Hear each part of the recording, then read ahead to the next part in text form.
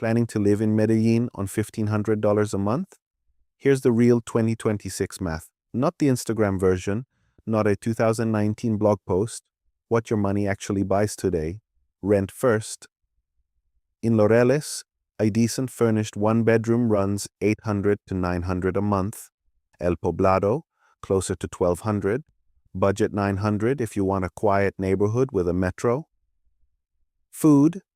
Weekly groceries from Éxito or Carula, about $50 cooking at home. Lunch menu del día costs $5 to $8. A nice dinner out with wine, $30 to $35. Transport. Metro ticket is $1. Uber across town, $3 to $5. Utilities, internet, electricity, water, phone, about $100 total. Add it up. Rent $900. Food $450. Transport $120. Utilities $100, that's $1,570, already over budget, and zero buffer for gym, weekend trips, or emergencies. Realistic monthly number for a comfortable life in Medellín, $1,800 to $2,000.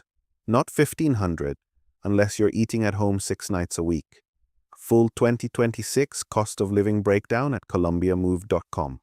Link below.